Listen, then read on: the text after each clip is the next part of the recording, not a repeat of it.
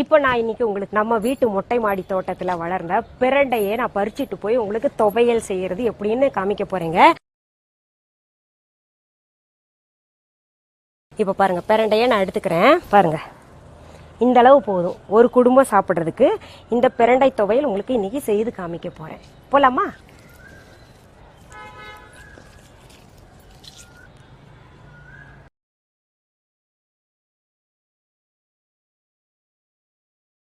எல்லாருக்கும் வணக்கங்க. இன்னைக்கு அனிதா குப்புசாமி யூடியூப் சேனல்ல உங்களை எல்லாம் சந்திக்கிறதுல ரொம்ப ரொம்ப மகிழ்ச்சி. நான் இப்போ மேல இருந்து பிரண்டை பறிச்சுட்டு வந்தேன். பாத்தீங்களா, பிரண்டை பறிக்கும் போது ஒரு சாரி, இப்போ ஒரு சாரி. ஏன்னா அது கொஞ்சம் சிந்தட்டிக்கா இருக்குங்க. நான் அடுப்பு கிட்ட வரும்போது எப்பவுமே காட்டன் சாரி தான் வேர் பண்ணுவேன், அதனால மாத்திட்டு வந்துட்டேங்க. சரி, பிரண்டை துவையல் செய்து காட்டுறதுக்கு முன்னாடி ஒரு விஷயம் சொல்லிக்கிறேன். ஏன்னா நிறைய பேருக்கு தெரியாதனால நான் சொல்லணும். புதுசாக சப்ஸ்கிரைப் பண்ணுறவங்க என்ன பண்ணுங்க, நீங்கள் சப்ஸ்கிரைப் பட்டன் அழுத்தின உடனே பக்கத்தில் கோயில் மணி மாதிரி ஒரு பெல் ஐக்கான் பட்டன் காமிக்கும், அதையும் அழுத்தி விடுங்க. அப்போ தான் பார்த்தீங்கன்னா நான் என்னென்ன பதிவுகள் போடுறேனோ அதெல்லாம் உங்களுடைய கவனத்திற்கு வந்து சேரும். சரி, இந்த பிரண்டை துவையல் செய்யறதுக்கு முன்னாடி நான் சில தகவல்கள் சொல்லிக்கிறேன். ஏன்னா நிறைய பேருக்கு இன்னும் புரிய மாட்டேங்குது. புதுசாக சப்ஸ்கிரைப் பண்ணுறவங்க சப்ஸ்கிரைப் பட்டனை அழுத்திட்டு பக்கத்துலேயே ஒரு பெல் ஐக்கான் பட்டன் காமிக்கும், அதையும் அழுத்தி விடுங்க. அப்போ தான் பார்த்தீங்கன்னா என்னென்ன பதிவுகள் போடுறோமோ நாங்கள் அதெல்லாம் உங்க கவனத்திற்கு வந்து சேரும். டிஸ்கிரிப்ஷன் பாக்ஸ்க்கு போங்க, அங்க எங்களுடைய யூடியூப் லிங்க் கொடுத்துருப்போங்க. அதை நீங்க தொட்டீங்கன்னா நேரா பாத்தீங்கன்னா எங்க யூடியூப்க்கு போயிடும். அங்க போனீங்கன்னா என்னென்ன பதிவுகள் இருக்கோ அதை தேர்ந்தெடுத்து நீங்க பார்க்கலாம். சரி, இப்போ பிரண்டை துவையல் செய்யறதுக்கு தேவையான பொருட்கள் பார்த்துடலாமா? பிரண்டை ஒரு 6 அடி நீளம் எடுத்துக்கோங்க.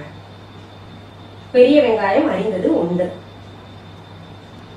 காஞ்ச மிளகாய் 6, உளுத்தம் பருப்பு 1 டீஸ்பூன், இஞ்சி சிறிய துண்டு, பூண்டு 2 பல், சீரகம் 1/2 டீஸ்பூன், புளி 1 திராட்சை அளவு, கடுகு 1/2 டீஸ்பூன், எண்ணெய் தேவையான அளவு, உப்பு தேவையான அளவு. இப்போ பிரண்டை துவையல் செய்யறதுக்கு தேவையான பொருட்கள் என்னென்னு பார்த்துக்கோங்க. முதல் பிரண்டை துவையல் எதுக்காக சாப்பிடணுன்றத சொல்லிக்கிறேன். பாத்தீங்கன்னா நமக்கு ஆபரேஷன் சிசேரியன் பண்ண பின்னாடியோ இல்ல யூட்ரஸ் ரிமூவ் பண்ண பின்னாடியோ நிறைய சின்ன சின்ன ஆபரேஷன் பண்ண பின்னாடியோ இல்ல வயது காரணமாகவோ நமக்கு எல்லாம் பாத்தீங்கன்னா மூட்டு வலி வரும். அப்புறம் பாத்தீங்கன்னா இந்த கணு மாதிரி இருக்குல்ல, இந்த விரல் கணு, அந்த ஜாயிண்ட் பெயின்ஸ் எல்லாம் வருங்க. பொதுவாகவே போன் பெயின்ஸ் எல்லாம் வரும். குறிப்பா பாத்தீங்கன்னா பெண்கள் ஒரு 35 இல்லாட்டி 40 வயசு ஆனோடனே அவங்க ரெகுலரா எந்த டாக்டர்கிட்ட போறாங்களோ அந்த டாக்டர் போயிட்டு மல்டி விட்டமின் அவங்களாவே கேட்டு எழுதி வாங்கி சாப்பிடணுங்க. ஏன்னா அந்த வயதுல கட்டாயம் எடுத்துக்கணும் எல்லா பெண்களும். ஆனா அந்த விழிப்புணர்வு யாருக்குமே கிடையாது, அதனால யாருமே எடுத்துக்கிறது இல்லை. அதனால பாத்தீங்கன்னா விட்டமின் டிஃபிஷியன்சினால, கால்சியம் டிஃபிஷியன்சினால நம்ம போனுக்கு எல்லாம் தேஞ்சு போய்கிட்டே இருக்கும். அதனால அந்த மாதிரி ஆகாம இருக்கணும். நம்ம அடிக்கடி பிரண்டைய உணவுல சேர்த்துக்கணுங்க. அது துவையல் வடிவத்துலதான் நல்லா இருக்கும். வேற எதுவுமே அந்த பிரண்டையில செஞ்சு சாப்பிட முடியாது. இன்னொன்னு பாத்தீங்கன்னா மாதவிடாய், அந்த சின்ன சின்ன பெண்களுக்கு எல்லாம் இன்னைக்கு இந்த கோழி சாப்பிடுறாங்க பாத்தீங்களா, நாட்டுக்கோழி இல்லாம பிராய்லர் கோழி சாப்பிடறதுனால அந்த ஹார்மோன்ஸ் ப்ராப்ளம் மாதவிடாய் எல்லாம் சரியான நேரத்துல வர்றது இல்ல, மெச்சூர் ஆயிடுறாங்க. கிட்டத்தட்ட பாத்தீங்கன்னா ஒரு தடவை 1 வருஷம் கழிச்சு வருது. அதெல்லாம் நம்ம சரி பண்ணிக்கணும். இந்த பிரண்டை துவையில அடிக்கடி உணவுல நம்ம சேர்த்துக்கிட்டோம்னா அந்த மாதிரி பிசிஓ ப்ராப்ளம் எல்லாம் வரவே வராது. பிசிஓ ப்ராப்ளம் வந்தா முதல்ல டாக்டர்கிட்ட போங்க. எல்லாருக்குமே நான் என்ன அட்வைஸ் பண்ணுவேன்னா, முதல்ல நம்ம டாக்டர்கிட்ட போகணும். ரெகுலரா எந்த டாக்டர் சூட் ஆறாங்களோ அவங்க கிட்ட போயிட்டு என்ன பிரச்சனைன்னு தெரிஞ்சுக்கணும். தெரிஞ்சுக்கிட்டு இந்த பிரண்டை எல்லாம் சாப்பிடற சைடு எஃபெக்ட் கிடையாது. நிறைய பேர் என்ன பண்றாங்க, இந்த மாதிரி இது சாப்பிடும் போது சைடு எஃபெக்ட் வருமா, நாங்கம்மா இதெல்லாம் இங்கிலீஷ் மெடிசன்ஸ் எல்லாம் சாப்பிடலாமா அப்படின்னு சொல்லி கேட்கறாங்க. இங்கிலீஷ் மெடிசன் பாட்டுக்கு அது டாக்டர் என்ன சஜஸ்ட் பண்றாங்களோ அது பாட்டுக்கு அது சாப்பிடுங்க. நம்ம இது பாட்டுக்கு இது சாப்பிட்டுட்டு இருக்கணும். இதெல்லாம் பாத்தீங்கன்னா ஹோம் ரெமடிஸ். இது வீட்டுல செஞ்சு நம்ம சாப்பிடறதெல்லாம் முன்னோர்கள் சொல்லியிருக்காங்க. கிராமத்துல எல்லாம் பெரியவங்க எல்லாம் இன்னைக்கு பாத்தீங்கன்னா எவ்வளவு வலுவாக வாழ்ந்திருக்காங்க. சாதாரண சாப்பாடு தான். இன்னைக்குதான் நம்ம மருந்து மாத்திரை டாக்டர் அது இதுன்னு சொல்லி சுகர் அப்படி இப்படி தேடி போறோம். ஆனா நம்ம முன்னோர்கள் எல்லாம் பாத்தீங்கன்னா உடல் எக்ஸசைஸ் பண்ணிக்கிட்டே பாத்தீங்கன்னா இந்த மாதிரி நேச்சுரலா விளையக்கூடிய, கண்ணுக்கு முன்னாடி விளையக்கூடிய பொருள்களை எடுத்து அதை செஞ்சு சாப்பிட்டாங்க. நாக்குக்கு ருசி பார்க்கல, சிலவற்றை நாக்குக்கு ருசி பார்க்கலாம், சிலவற்றை பாத்தீங்கன்னா நம்ம கட்டாயம் இந்த நோய் தீர்க்கும் மருந்தாக உணவுல சேர்த்து கொள்ளுங்க. சரி, இப்போ செய்முறைக்கு போலாமா? முதல்ல நான் என்ன பண்ணிருக்கேங்க, இந்த பிரண்டைய புளி தண்ணியில நம்ம பிரண்டைய வெட்டிட்டு ஒரு 15 நிமிஷம் உப்பு போட்டு ஊற வச்சுருங்க. அது கொஞ்சம் அரிப்பு தன்மையை எடுத்துரும். இப்ப பிரண்டைய சுத்தம் செஞ்சு அரியறதெல்லாம் பாத்தீங்கன்னா கொஞ்சம் ஒரு மாதிரி கையெல்லாம் பாத்தீங்கன்னா அரிக்கும். அது எப்படி தெரியுமா பண்ணும், அரிக்காம இருக்கணும்னா நமக்கு கையில கொஞ்சம் எண்ணெய் தடவிக்கணுங்க.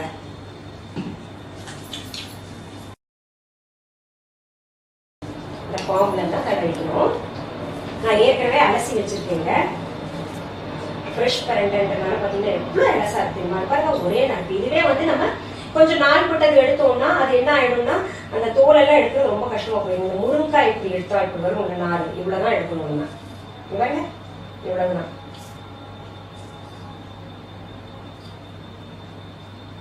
முருங்காயில பீன்ஸ்ல எல்லாம் நார் எடுப்போம்ல, ரொம்ப எலசா இருக்கு, ரொம்ப எடுக்கணும்னு அவசியம் இல்லை. நீங்க எடுக்க வேண்டிய விதத்தை நான் சொல்லிட்டேன் உங்களுக்கு. பாருங்க பாருங்க இப்படி, அவ்வளவுதான். இப்படிதான் பீன்ஸ் உரிச்சா ஒரு நார் வரும்ல, அந்த மாதிரிதான். பொதுவா முருங்காய் இந்த மாதிரி நார் எடுத்து போடுவாங்க, அப்படி போடக்கூடாதுங்க. அந்த நார்ல தான் சத்து இருக்கு, டேஸ்டும் அதுதான். இந்த மாதிரிதான் நான் வெட்டி வெட்டி போட்டிருக்கேன். இப்படி குட்டி குட்டியா பாருங்க, ரொம்ப ஈஸி வெட்டுறது. ரொம்ப எலசா இருக்கிறதுனால இப்படி குட்டி குட்டியா வெட்டி போட்டிருக்கேன். இதை இப்போ பயன்படுத்தலாம் நம்ம. இப்போ இந்த பிரண்டை பாத்தீங்கன்னா எவ்வளவு எலசா இருந்ததுல நான் அதை உங்களுக்கு நறுக்கி காமிச்சேன்ல. இது பாத்தீங்கன்னா பிரண்டையிலே 4 வெரைட்டி, 4-5 வெரைட்டி இருக்குன்னு சொல்றாங்க. இது வந்து சாப்பிடக்கூடிய வெரைட்டி. ரொம்ப எலசா இருந்தது, நீங்க பாத்துட்டீங்க. இந்த பக்குவத்துல எடுத்து நம்ம சாப்பிடணும். கிராமத்துல தானா வளர்ந்து கிடப்போம், அதோட அருமை தெரியாம நிறைய பேர் அப்படியே விட்டுறாங்க. தானா முளைச்சு கிடக்கிறது இங்க நமக்கெல்லாம் சுலபமா கிடைக்குது இல்ல. அதனால நாட்டு மருந்து கடையிலயோ இல்ல கீரைக்கார மாட்ட சொல்லி வச்சீங்கன்னா கிராமத்துல நல்ல பரண்டை பறிச்சுட்டு வந்து அவங்க கிட்ட தினமும் கொண்ட சொல்லி வாரத்துல 3 நாள் சாப்பிடுங்க. நாக்கு ருசி பார்க்காதீங்க. நான் இப்ப செய்யறது ரொம்ப நல்லாவே இருக்கும். இப்ப என் வீட்டுக்கார் பாத்தீங்கன்னா புஷ்பவனம் கிராமத்துல அவங்க வீட்டு பக்கத்துல இவருடைய சித்தி இருந்தாங்க. என் வீட்டுக்காரோட சித்தி, அதாவது மேரிகாந்த் அண்ணான்னு ஒருத்தர் இருக்காரு, அவருடைய அம்மா. அவங்க பாத்தீங்கன்னா குடுகுடு பாட்டின்னு சொல்லாங்க. நான் பாத்திருக்கேன் கண்ணால. 90 வயசு அவங்க அப்படி ஓடுவாங்க. தோட்டத்துல எல்லாம் போயிட்டு அவங்க என்ன பண்ணுவாங்க, அந்த கிராமத்துல ஆடெல்லாம் ஓடும், அதை திரட்டிட்டு ஓடுவாங்க. 90 வயசுக்கு மேல இருந்தாங்க அவங்க. ரொம்ப ஆச்சரியமா பார்ப்பேன். பிரண்டை துவையல் இல்லாம சாப்பாடே சாப்பிட மாட்டாங்களாம். அந்த முதுகு வலி எலும்பு வலியெல்லாம் எடுத்துட்டு அவ்வளவு ஆரோக்கியமா இருந்தாங்க. நான் கண்கூடாக பார்த்ததுங்க. சரி, இப்ப துவையல் செய்யறதுக்கு போயிடலாம் நம்ம. இப்ப பாருங்க, நான் முதல்ல அடுப்பு பத்த வச்சுக்கிறேங்க. அதுல ஒரு 2 டீஸ்பூன் போல எண்ணெய் ஊற்றிக்கலாங்க. இப்போ நீங்க வந்து எண்ணெய் போட்டிருக்கேன் அப்படின்னு சொல்லிட்டு நீங்க கேட்பீங்க. நான் காய்கறி தாளிக்கிற எண்ணெய் தான் போட்டிருக்கேங்க. இப்ப பாருங்க, அதுல நான் உளுத்தம் பருப்பு போட்டுறேன். இப்ப பாருங்க, உளுந்து வந்து பாதி ஒரு மாதிரி செவந்துருச்சு. அப்புறம் வந்து பெரிய வெங்காயம் போட்டுருக்கேன். அப்புறம் பூண்டு பல்லும் இஞ்சியும் சேர்த்துக்கலாம். அப்புறம் மிளகா வத்தல் சேர்த்துக்கோங்க. இப்போ மிளகா வந்து உங்களுக்கு எவ்வளவு தேவையோ அந்த மாதிரி சேர்த்துக்கோங்கன்னா, ரொம்ப காரம் இல்லாம ரொம்ப குறைச்சலும் இல்லாம ஒரு மீடியமா சொல்லியிருக்கேன்.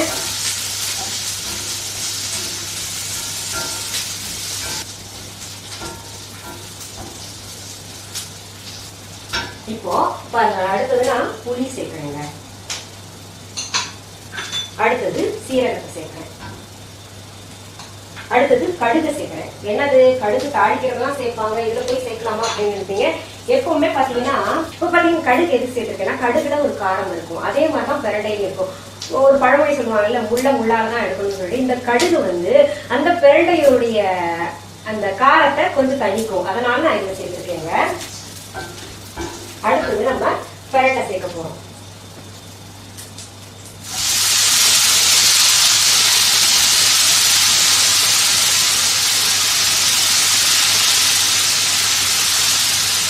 இப்ப பாருங்க, பிரண்டையும் போட்டு நல்லா பிரட்டி எடுக்கணும். இங்க பாருங்க, இந்த பிரண்டை நிறம் ஒரு மாதிரி பழுப்பா மாறணும்.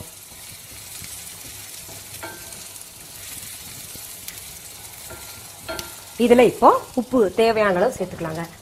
நான் என்ன பண்ணிருக்கேன், அந்த புளி தண்ணி இருக்கு இல்லையா, அதுல கொஞ்சம் உப்பு போட்டிருந்தேன். அதனால ஆல்ரெடி அதுல கொஞ்சம் இருக்கும். நம்ம உப்பு பார்த்து சேர்த்துக்கலாங்க. இது அடிக்கடி நீங்க வந்து உணவுல சேர்த்துக்கோங்க, அவ்வளோ நல்லதுங்க. ஏன்னா பூண்டு இருக்கு, இதுல கேஸ் எடுக்கிறதுக்கு, இஞ்சி இருக்கு, நமக்கு உடல் வலியை எடுக்கிறதுக்கு. அப்புறம் பிரண்டை பாத்தீங்கன்னா ஜாயிண்ட் பெயின்ஸ் எடுக்கும், ரொம்ப நல்லா இருக்கும். தயிர் சாதத்து கூட சாப்பிடவோ இல்லை. இதோடைய இப்ப பாருங்க, நான் அடுப்பு அணைச்சிட்டேன். சரியான பக்குவத்துல இருக்கு, எல்லாமே சரியா வதக்கி இருக்கோம். நம்ம அடுப்பு விட்டு இறக்கிடலாம். எப்படின்னா அந்த இதுல இருக்கிற சூடு இருக்குல்ல, அதுவும் இருந்துட்டு கொஞ்ச நேரத்துல அது இன்னும் கொஞ்சம் வதங்கிரும்ல தானா.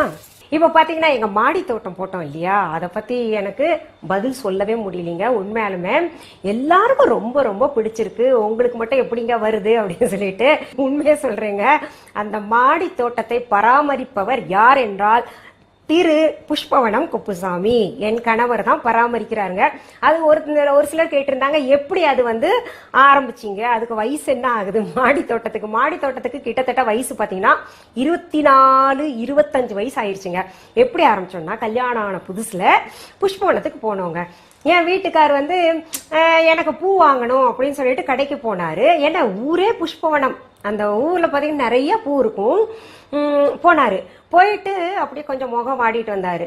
அப்புறம் தான் வந்து சொன்னாரு, இந்த மாதிரி பூ கேட்டேன், எல்லா பூவும் கல்யாணத்துக்கு ஆர்டர் கொடுத்துருக்காங்க. ஆர்டர் கொடுத்தா அவர் பாவம் என்ன பண்ணுவார் இல்லையா, ஆர்டர் கொடுத்துட்டோம் அப்படின்னு சொல்றாங்க. சரி இத்தினூண்டாவது கொடுங்கன்னு நான் கேட்டேன், அது இல்லைன்னு சொல்லிட்டாங்க அப்படின்னு மனசுல அந்த வருத்தத்தை வச்சுக்கிட்டு அங்கிருந்து வந்த உடனே என்ன பண்ணாரு, கார்டன் போனாருங்க. எனக்கே சொல்லல, போனாரு. நிறைய மல்லிப்பூ பதியம் வாங்கிட்டு வந்து வச்சாருங்க. நீங்க நம்ப மாட்டீங்க, அந்த 25 வருஷம் ஆகுது ஒவ்வொரு மல்லி செடிக்கும்.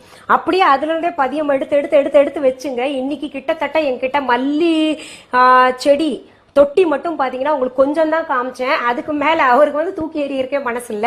அதனால அந்த பில்டிங் மேல சைடு கார்னர்ஸ்ல எல்லாம் வச்சிருக்காரு. முழுமையான தோட்டம் காமிக்கல, நான் காமிக்க நேரம் இல்ல. ஏன்னா என் வீட்டுக்காருக்கு அன்னைக்கு அவருடைய பாடல்கள் மேல ஆராய்ச்சி செய்யறதுக்கு எம்ஓபி வைஷ்ணவா காலேஜ் பொண்ணுங்க வந்து ரொம்ப நேரமா காத்திருந்தாங்க. அதனால அதை எடுத்துட்டு வர்றதுக்கு கொஞ்சம் தான் எடுத்துட்டு வந்திருக்கேன். இன்னும் நிறைய பாருங்க, உங்களுக்கு போக போக என்னுடைய தோட்டத்தை பத்தி இன்னும் பாதி இருக்கு, அதை காமிக்கிறேன். நான் உங்களுக்கு பதியம் போடுறது கட்டாயம் காமிப்பேங்க. எங்கெங்க என்னென்ன வாங்கணும்ன்றது, என்ன உரம் போடணுன்றதெல்லாம் போக போக நாங்க சொல்லி தரோம் உங்களுக்கு. அந்த ஒவ்வொரு மல்லி செடிக்கும் பாத்தீங்கன்னா 25 வருஷம் வயசு. அது 25 வயசு ஆயிடுச்சுங்க. அவரு ஆரம்பிச்சாரு. எனக்கு ஆரம்பத்துல அவ்வளவு ஈடுபாடு இல்லாம இருந்தது. அப்புறம் போக போக பார்க்க எனக்கும் ரொம்ப அதுல மனசு என்னமோ ரொம்ப மகிழ்ச்சி கிடைச்சதுங்க. அப்புறம் எனக்கு மூலிகை மேல என்னமோ ரொம்ப ஒரு ஈடுபாடு வந்தது. மூலிகை பத்தி அறிய எனக்கு அது மேல ஈடுபாடு வந்துட்டு, காய்கறியை காட்டிலும் இன்னைக்கு மூலிகை போட்டுக்கிட்டு இருக்கோம். சாமிக்கெல்லாம் பூ கிடைக்குது, எனக்கு ரொம்ப மகிழ்ச்சியா இருக்கு. நீங்க எல்லாம் பார்த்து ரொம்ப சந்தோஷப்பட்டீங்க. திரும்ப நீங்க மகிழ்ச்சி அடைகிறீங்க. அதாவது நீங்க என்ன சொல்றீங்கன்னா, நாங்களே ஒரு கிராமத்துக்கு போன மாதிரி எங்களுக்கு அது பார்த்தோன்னா நிறைய பேர் போட்டிருக்காங்க. எனக்கு ரொம்ப மகிழ்ச்சியா இருந்தது. அதை பார்த்தோன்னா ரிலாக்ஸா இருக்கு மேடம், என்னமோ தெரியல, டென்ஷனா இருந்தோம் நாங்க, அதை பார்த்தோம் ரிலாக்ஸா ஃபீல் பண்றோம் அப்படின்றாங்க. உங்களுக்கு அந்த ரிலாக்ஸேஷன் கிடைக்குதுன்னா நிச்சயமா, ஏன்னா ரிலாக்ஸேஷன் தான் லைஃப்ல பாத்தீங்கன்னா நமக்கு ஆரோக்கியத்தை வைக்கும். அந்த ரிலாக்ஸேஷன் உங்களுக்கு கிடைக்குதுன்னா நீங்க சொல்ற வரைக்கும், வேண்டான்னு சொல்ற வரைக்கும் நான் என் தோட்டத்தை காமிச்சுக்கிட்டு இருக்கேங்க. சரி, இப்போ இது ஆறிடுச்சு, இது அரைக்கலாமா? இதுல என்னன்னா, எனக்கு சில சமயம் கோவம் வருங்க. என்னென்ன நேரத்துக்கு சாப்பிடாம அந்த தோட்டத்துக்குள்ளேயே உட்காந்துருப்பாரு. வெயில், அவ்வளவு வெயில் சுல்லுன்னு இருக்கும். ஆனா கூட அங்க போய் உட்காந்துப்பாரு, தண்ணி ஊத்துவாரு, அப்படியே வருடி கொடுப்பாரு, அது காயாம பாத்துப்பாரு. நாங்க எங்கேயாவது வெளியூர் கச்சேரிக்கு போயிட்டு வந்தோம்னா எனக்கு சொல்லுவோம், என் பிள்ளைங்க கூட சொல்லுவாங்க, நான் கூட சொல்லுவேன், பிள்ளைங்களை பார்க்காம ஓடுறீங்களே, மேல போய் நீங்க தொட்டியை பாக்குறீங்களே அப்படின்னு சொல்லிட்டு. எனக்கு அதை பார்க்காம இருக்க முடியாது, என்னாச்சோ ஏதாச்சோன்னு சொல்லிட்டு பதறி போவாரு. அவ்வளவு செடிகளை நேசிக்கிறாரு. ஊருக்கு போனா கூட கிராமத்துல சும்மாவே இருக்க மாட்டாருங்க. அவ்வளவுதான். அதாவது இவர் தானா அவரு அப்படின்னு சொல்லிட்டு நீங்க எல்லாம் ஆச்சரியப்படுவீங்க. மேடையில கம்பீரமா உட்காந்து பாடக்கூடிய இவர் தானா அவரு அப்படின்னு சொல்லிட்டு நினைப்பீங்க. அவ்வளவு சர்வசாதாரணமாக பாத்தீங்கன்னா ஒரு துண்டை தோல் மேல போட்டு மண் வெட்டி எடுத்துட்டு கிளம்பிடுவாரு. இடத்த சும்மாவே விட மாட்டாரு. என்னென்ன செடிகளை நட்டு வச்சிருக்காங்கன்னு நான் புஷ்பனத்துக்கு போறேன், அது உங்களுக்கு எடுத்து காமிப்பா, அப்பதான் புரியும் என்னென்ன செடி அவர் நட்டு வச்சது எப்படி வந்திருக்கு அப்படின்னு சொல்லிட்டு. சரி, இப்போ அதை அரைச்சிடலாங்களா? இப்ப பாருங்க, அரைச்சதை பார்க்கலாம். பாருங்க, நல்ல மனம் வருதுங்கப்பா. இந்த உளுத்தம் பருப்பெல்லாம் சேர்த்துருக்கோம்ல, நல்ல மனம். இப்போ பெரண்டை வந்து சென்னையில இருக்கிறவங்களுக்கு, இல்ல சிட்டில பெரிய டவுன்ல இருக்கிறவங்களுக்கு பெரண்டை வந்து கிடைக்கிறது கஷ்டம். கிராமத்துல இல்ல சின்ன டவுன்ல எல்லாம் கிடைச்சிரும். இந்த வேலியோரமா காய்ச்சி கிடக்குங்க.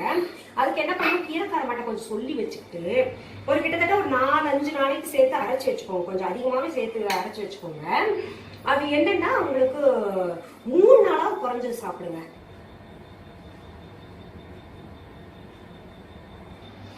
பெரண்டை துவையல் ரெடி இல்லையா? நான் டேஸ்ட் பண்ணி பார்க்கட்டுமா? உப்பு, புளி, காரம் எல்லாம் ரொம்ப சூப்பரா இருக்கு. அதாவது நான் செஞ்சேன்றதுக்காக சொல்ல, நீங்க செஞ்சு பாருங்க. சரி, மீண்டும் சந்திக்கலாமா? நன்றி, வணக்கம்.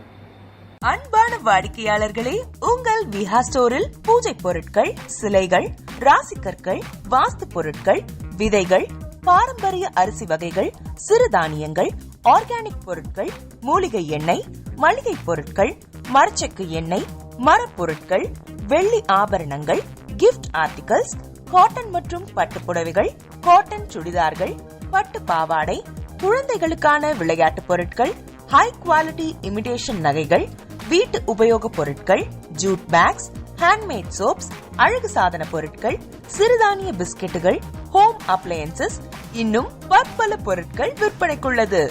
விஹா ப்ராடக்ட்களை நீங்கள் வாங்க விரும்பினால் அது எங்களுடைய viha.online வெப்சைட் மற்றும் சென்னை ராஜா அண்ணாமலைபுரத்தில் உள்ள எங்கள் விஹா ஸ்டோரில் மட்டுமே கிடைக்கும் என்பதை தெரிவித்துக் கொள்கிறோம். வேறு எந்த ஆன்லைன் வெப்சைட்களிலும் விஹா ப்ராடக்ட்கள் விற்பனைக்கு கிடையாது என்பதை நீங்கள் கவனத்தில் கொள்ள வேண்டும். எங்கள் விஹா ஸ்டோரின் விலாசத்தை கண்டறிய கூகுள் மேப்ஸில் விஹா ஸ்டோர் என்று டைப் செய்தால் வழியை கண்டறியலாம். www.viha.online வெப்சைட்டிலும் விஹா ஸ்டோரின் அட்ரஸ் உள்ளது.